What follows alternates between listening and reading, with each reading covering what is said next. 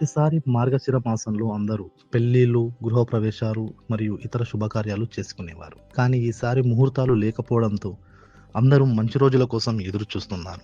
అలాగే ఈ మార్గశిర మాసంలో వ్రతాలు యాగాలు చేసుకునేవారు చేసుకోవచ్చా లేదా అనే సందేహంలో ఉన్నారు.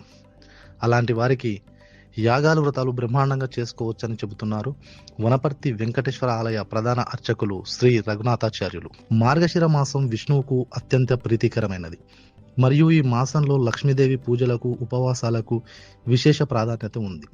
దీనివల్ల సంపద, శ్రేయస్సు లభిస్తాయని నమ్మకం. ఈ మాసంలోనే మాసానం మార్గశీర్షోణం అని శ్రీకృష్ణుడు భగవద్గీతలో చెప్పినట్లుగా అన్ని మాసాల్లోకెల్లా మార్గశిర మాసం శ్రేష్టమైనది. చంద్రుడు మన కారకుడు. జాతకంలో చంద్రుడు అనుకూలంగా లేకపోతే మానసిక స్థితే సరైన మార్గంలో ఉండదు. అందుకే చంద్రుడు అనుకూలించే కాలంలో చేసే దైవారాధన మనోధైర్యాన్ని పెంచుతుందని చెబుతారు జ్యోతిష శాస్త్ర పండితులు. మనకు రెండు రకాలైనటువంటి మౌఢ్యాలు ఉంటాయి. శుక్రమౌఢ్యం అని చెప్పేసి, గురుమౌఢ్యం అని చెప్పేసి. ఇది ఎందుకోసం వస్తుందంటే, ఈ గ్రహాలు సూర్యుడికి సమీపంలో పోయినప్పుడు ఆ యొక్క గ్రహముల యొక్క ప్రభావము భూమి మీద పడదు. మనం ఏ ఉత్సవాలు చేసినా, ఏది చేసినా కూడా శుక్రుని యొక్క గురువు యొక్క అనుగ్రహం ఉంటే కనుక చేస్తే చాలా మంచిది. కాబట్టి ఈ యొక్క శుక్రమౌఢ్యము అనేది శుక్రుడు యొక్క గ్రహము సూర్యుని యొక్క సమీపంలో చేరడం వలన ఈ యొక్క శుక్రమౌఢ్యం ఏర్పడింది మనకు.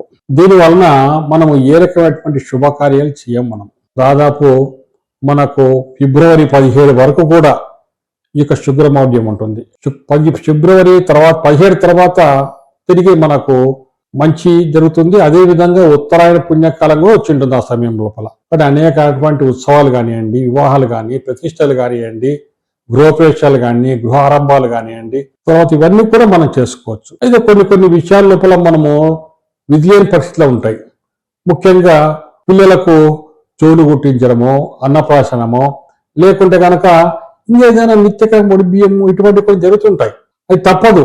ఆ యొక్క సమయంలో చేయకుంటే కనుక ఈ యొక్క సమయం దాటిపోతే కనుక మళ్ళీ తిరిగి అంతవరకు మనం వేచి చూడలేం. మన యొక్క ఇంటి వ్యవహారాల విషయం అనుకోనివ్వండి, సామాజిక పరంగా అనుకోనివ్వండి, ఇతర కార్యక్రమాల వలన మనం చేయాల్సి వస్తుంది. కాబట్టి అటువంటి దానికి దోషం లేదు.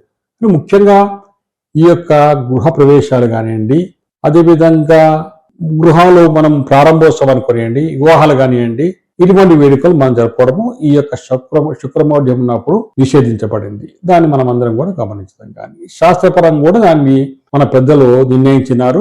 ఎందుకోసం అంటే ఆ యొక్క సమయం లోపల శుక్రుడి గ్రహం దగ్గరగా ఉంటుంది కాబట్టి సరైనటువంటి కిరణాలు కానివ్వండి, ఆ రేఖలు కానివ్వండి, ఆ యొక్క అల్ట్రావైలెట్ రేస్ కానీ సక్రమంగా అందవు కాబట్టి వాటిని నిషేధించబడింది అని చెప్పేసి పెద్దలు చెప్తుంటారు. ఇటువంటి చిన్న ఉత్సవాలు చేసుకోవచ్చు మనం.